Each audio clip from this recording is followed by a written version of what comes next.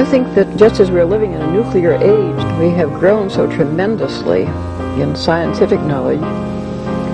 It doesn't seem too much to say that men can begin to awaken to the fact that they haven't grown enough spiritually and haven't recognized their spiritual capacities.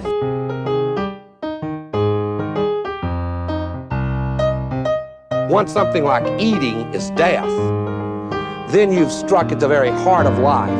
The enemy of the older radical theories may have been the ruling class, but today the stakes of whether we will reform ourselves into a new kind of human being, a new kind of society, whether we will find selves worth being, the stakes of it are simply life itself. Political Philosophy is a Maurin Academy podcast. And for the past few weeks, I've been posting videos, shorts from a class that I taught early in the summer on Aristotle's virtue ethics. And I had a really good time. We mainly dealt with the Nicomachean ethics, but a little bit with some other authors like Alasdair MacIntyre and Stanley Hauerwas. And I feel like whenever I teach these things, I learn a lot. We did that through the Maurin Academy. We have a Patreon, and that's how we conduct our classes. So I'll put a link below if you're interested in learning more about the Maurin Academy and what we do. But what I wanted to do today was introduce the next topic I'm going to dwell on for a little while. I've been meaning to do this for a long time, but I have a special interest in an author by the name of Jerzy Kosinski. And I hope I'm pronouncing that right, but you can look him up, and I'll do a little bit of introducing him today and just kind of getting you ready for this. But the book that I'm going to cover, he's a fiction writer, first of all. That's important to know. I've done that before. I did that with an Indian author, Naipaul, I think last year, because sometimes we can learn quite a bit from fiction, and it can bring things to life and make them more real, maybe than just abstract theory. Well, this book, Being There, definitely does that. Being There is a short novel by Kosinski, and it's about America and American democracy. And it's kind of I guess, an allegorical tale, you might say. And it's highly entertaining. It was actually made into a movie that featured Shirley MacLaine and Peter Sellers, who played the main character. So it was really cool, but I think the book is better. I used to have a copy of this book. I still have a copy of this book somewhere, but I could not find it. So I actually, that's why I have something that looks like a library book here, so I can reread it as we go through it. But, you know, I first read this book when I was in grad school, I'm pretty sure. And it left a lasting impression on me. It also like confirmed some feelings I already had about democracy, about the beautiful things about democracy, and also the not so great things about democracy. But you know, before we get into that more, which I will do next time, I thought I would just talk a little bit about who was Jerzy Kosinski. So one of the things I found was an article about Jerzy Kosinski from when he died, which was in May of 1991. So a long time ago. He was 57 years old. He had some sort of heart problem, and he decided very sadly and unexpectedly to end his own life. And so I remember this being a shock to me, because I had read things by him prior to 91. I had gotten into his work prior to 91 even. And, you know, so when I was in grad school, I had really absorbed his wisdom and I admired him. And so I was sad to hear that. And I remember thinking, gosh, but at the same time, also thinking, wow, because of his background and everything that he went through, that it wasn't totally surprising that he struggled with depression or just struggled with life. So I found this article from the LA Times um, by a staff writer by the name of David Treadwell.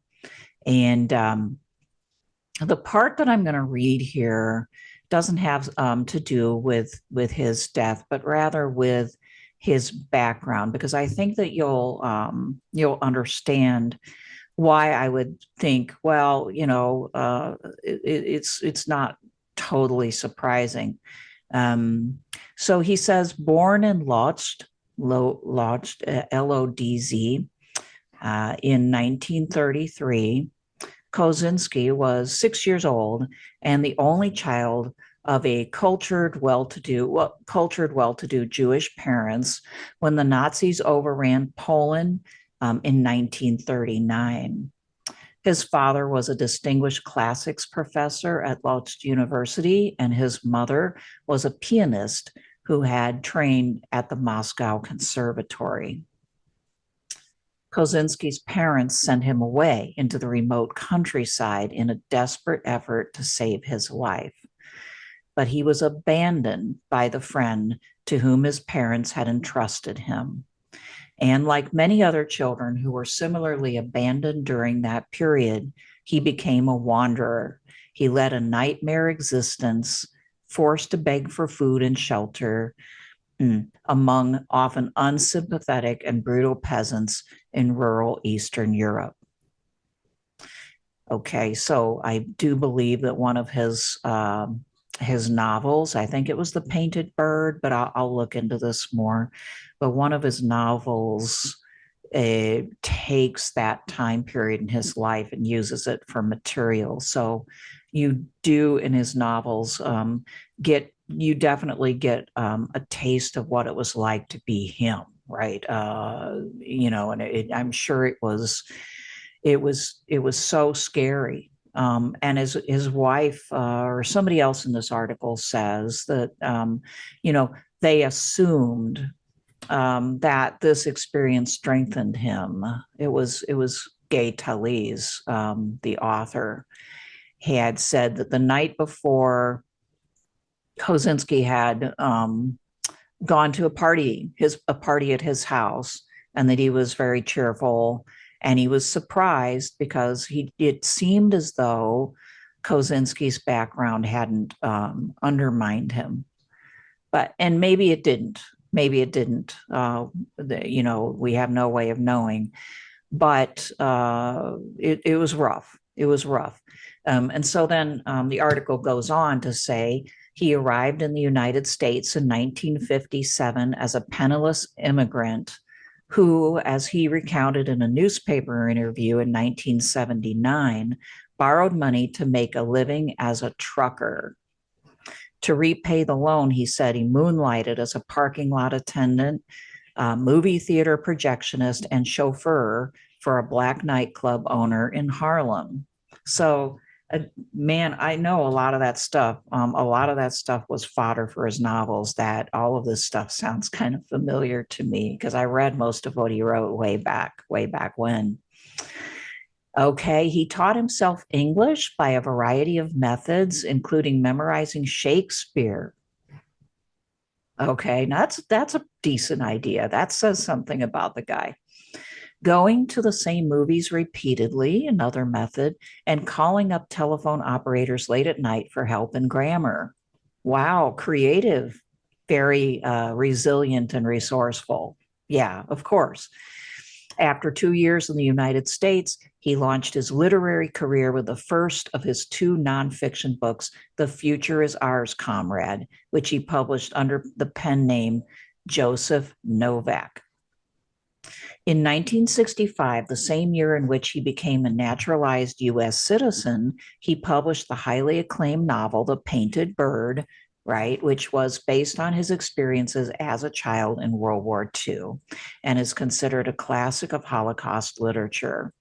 It won the Best Foreign Book Award in France that year. And I do remember that it's extremely harrowing. You will not come away from Jerzy Kosinski's books feeling uplifted in the sense of, everything's going to be okay. You're just not, but they're very, very eye-opening about the realities of life. And it says critics praise the book for treating horror with such controlled language. Quote, the surrealistic quality is a blow on the mind. You have made the normality of it all, the Nazi experience, apparent, said Arthur Miller. He wrote that to Kosinski.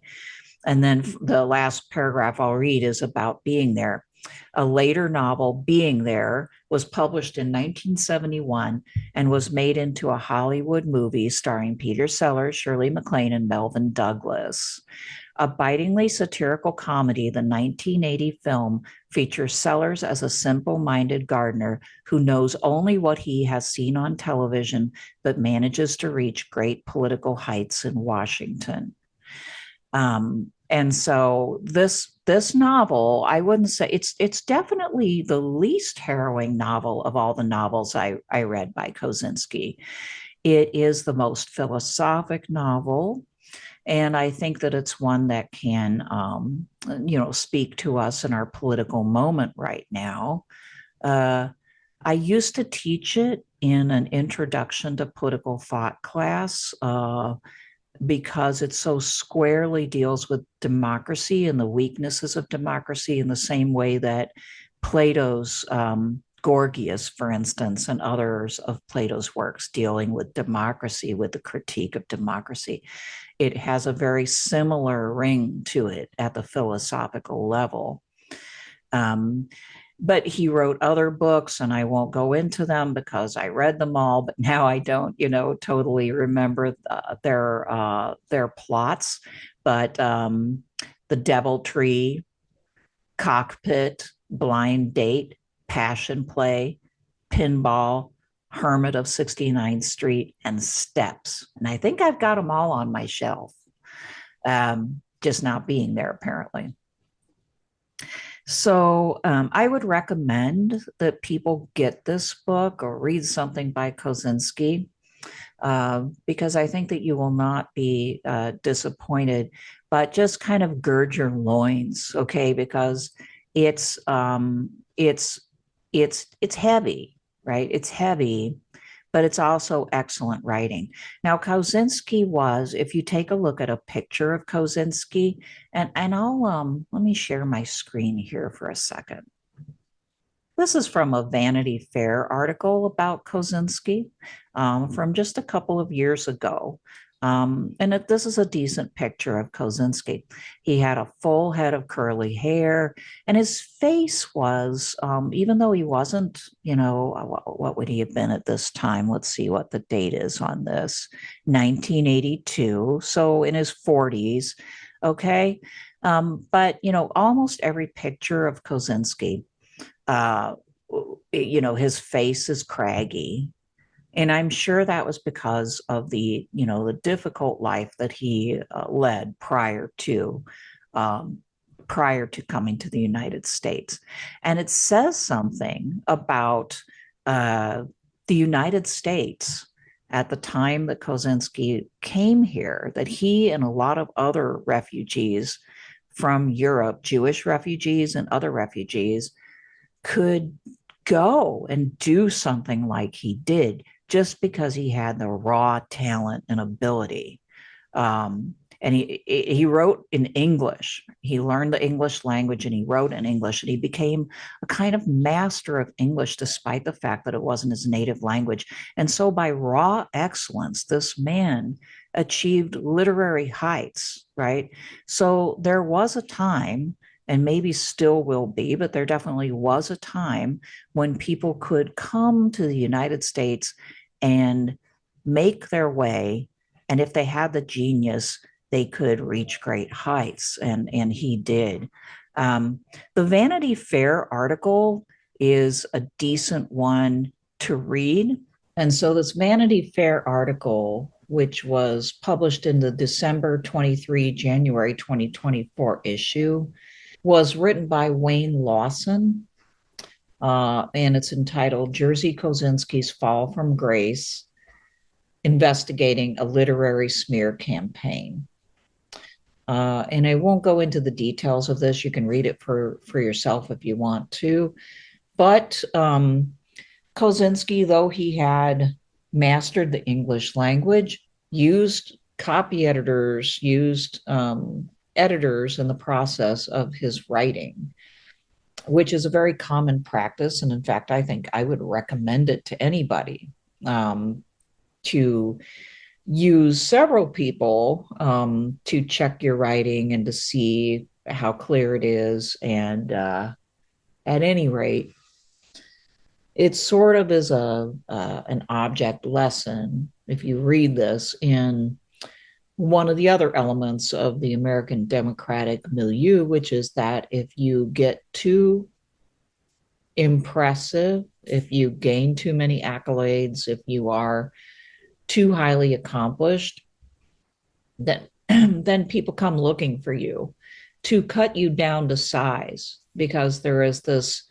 egalitarianism that runs through our way of thinking, or at least used to, and I think still does.